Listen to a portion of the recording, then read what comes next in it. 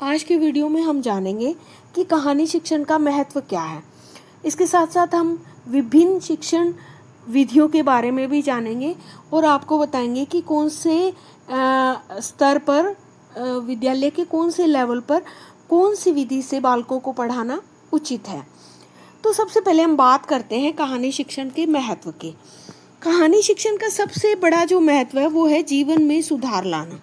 शैक्षणिक दृष्टि से कहानी का जो शिक्षण है वो बहुत ही ज़रूरी है, क्योंकि कहानी एक ओर तो साहित्य की विधा है तो दूसरी ओर साहित्य शिक्षण की विधि भी है। पंचतंत्र के रचयिता विष्णु शर्मा ने कहानी विधियों के द्वारा ही जो है ज्ञान देने की कोशिश की।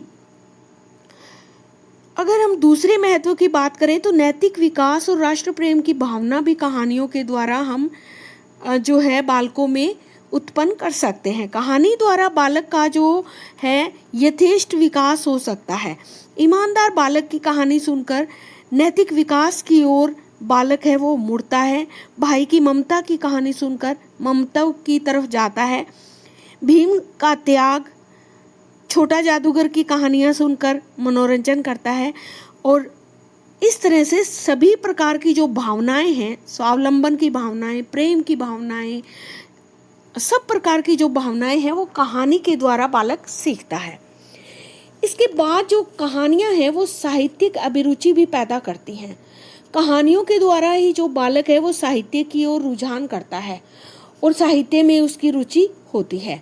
सामाजिक जीवन से जो परिचित होता है बालक वो कहानियों के द्वारा ही होता है, क्योंकि कहानियों में भिन्न भिन्न प्रकार के पात्र रहते हैं। जैसे उदाहरण दूं मैं आपको तो हामिद दादी के लिए चिमटा लेके आता है, तो जो ईदगाह कहानी है उसको सुनने के बाद, उसको पढ़ने के बाद बालकों में बड़ों के प्रति सम्मान, बड़ों की समस्याएं देखना और बालकों की कर्तव्य भावना, ये सब बालक उससे सीखते हैं। कहानी से जब हम बालकों को पढ़ाते हैं तो कहानी उबाती नहीं है, बालक बहुत अच्छे से सीखते हैं। राष्ट्र का निर्माण तो कहानियां करती ही हैं। कुशल अध्यापक कहानी शिक्षण के द्वारा बालकों का निर्माण करता है और राष्ट्र की आवश्यकता के अनुरूप करता है। जीवन संघर्ष की भावना भी कहानियां पैदा करती हैं। कहानी शिक्षण के द्वारा बालकों में जीवन संघर्ष की जो भावना है वो आती ही आती है।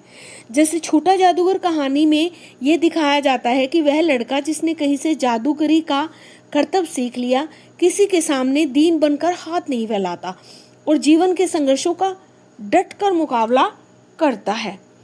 कहानियां मनोरंजन तो करती ही हैं। कहानी शिक्षण के माध्यम से बालकों का मनोरंजन भी किया जा सकता है। अतः इस दृष्टि से भी कहानी शिक्षण बहुत महत्वपूर्ण है। कहानियां जो हैं वो मौलिकता का विकास भी करती हैं। कहानी शिक्षण के माध्यम से बालकों में मौलिक गुणों का विकास भी किया जाता है। बालक अपने विचार प्रकट कर सकते हैं। कहानी जो है वो भौगोलिक और अन्य जानकारियां भी देती हैं। जैसे जो कहानियों में बताया जाता है, जैसे ईदगाह कहानी में देखें तो मेले का वर्णन है कि किस वक्त ये मेला लगता है, कैसे मेले में लोग जाते हैं।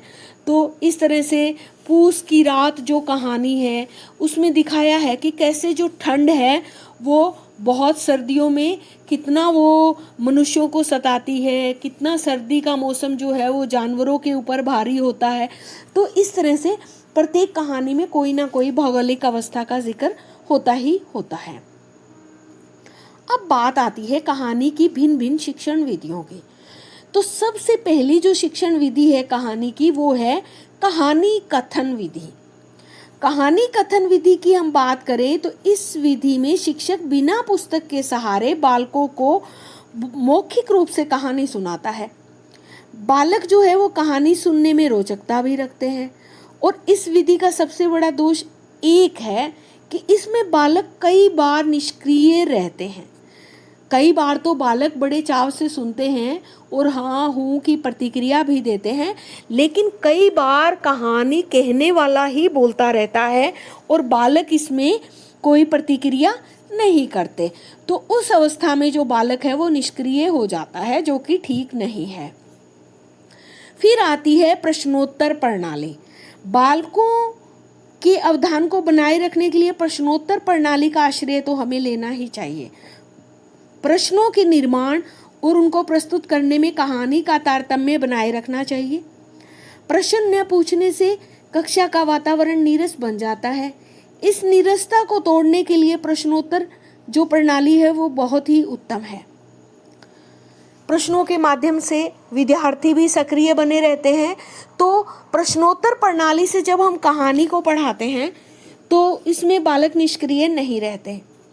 चित्र प्रणाली, कई कहानियां जैसे दर्जी और हाथी, खरगोश और कछुआ, वीर बालक हंस, लोभी कौवा, लालची कुत्ता, लोमड़ी, सारस आदि को चित्रों के माध्यम से बहुत ही अच्छे तरीके से पढ़ाया जा सकता है। चित्रों द्वारा अगर मैं इसका उदाहरण दूं आपको, तो जैसे वो कौवे की कहानी सबने सुनी होगी कि कौवा प्यासा था, उसको घड़ा मिला, घड़े में पानी नीचे था, तो कौवे को कंकर पड़े हुए दिखे, कौवे ने एक एक करके कंकर घड़े में डाला और यूं यूं कंकर डालते डालते पानी ऊपर आ गया और कौवे ने अपनी प्यास बुझाई। तो इस तरह से चित्रों के माध्यम से इन कहानियों को बहुत अच्छे तरीके से पढ़ाया जा सकता है। चित्रों के द्वारा कहानी पढ़ाते समय सभी चित्र एक साथ नहीं खोले जाने चाहिए। जैसे जैसे कहानी का विकास हो उनको वैसे वैसे खोलना चाहिए, क्योंकि सारे चित्र अगर पहले ही खोल दिए तो बालक को पता लग जाएगा कि आगे क्या होने वाला है और बालक उसमें रुचि नहीं रखेगा और बालक का जो दिमाग है, उसका जो ध्यान है वो और बातों की तरफ लग जाएगा। चित्र के आधार पर प्रश्न पूछते हुए कहानी का जो कहानी है उसकी चर्चा भी करनी चाहिए साथ साथ, जिससे छात्र सक्रिय रहे।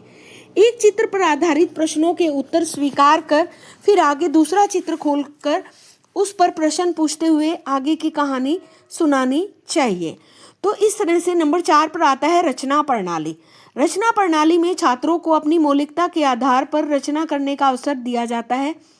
इसके परिणाम स्वरूप बालकों में विचार की अभिव्यक्ति करने की शक्ति का विकास होता है और बालकों को अधूरी कहानी देकर उसे पूर्ण कराया जाता है ताकि वे अपने अपने विचार के अनुसार उस कहानी को पूरा कर सकें।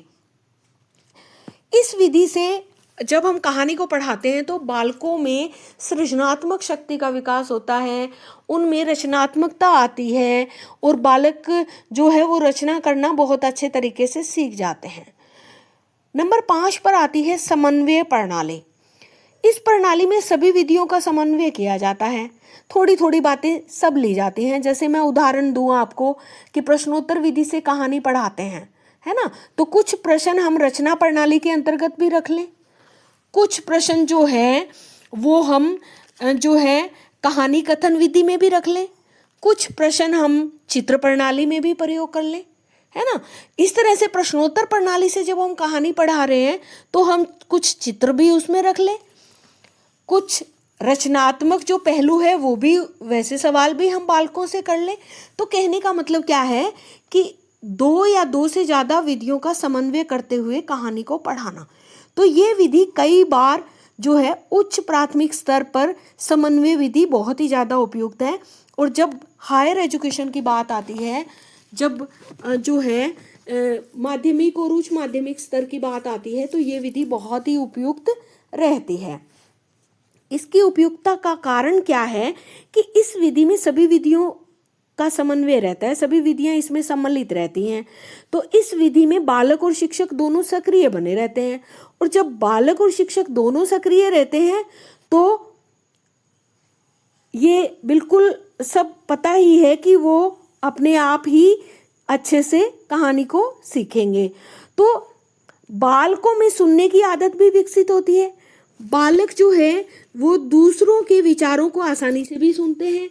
तो यह विधि जो है वो बालकों में को सृजनशील बनाती है। बालकों को अनुशासन प्रिय बनाने में इस विधि का बहुत ही महत्वपूर्ण योगदान रहता है।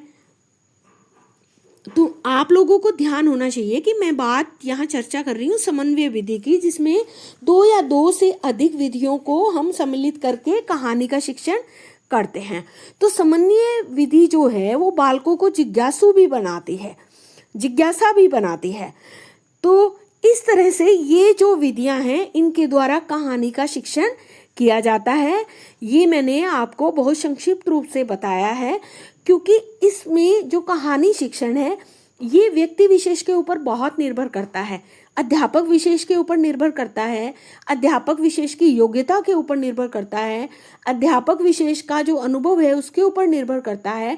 उसके साथ साथ ये कक्ष में विद्यार्थियों की संख्या कितनी है, विद्यार्थी कौन से स्तर के हैं, विद्यार्थियों का बुद्धि लब्धांक क्या है, उनका आईक्यू क्या है, उनकी क्यूरियोसिटी कितनी है, वो कितने जिज्ञासु हैं, इन सब बातों को ध्यान में रखते हुए भी हम विधि का चयन करेंगे।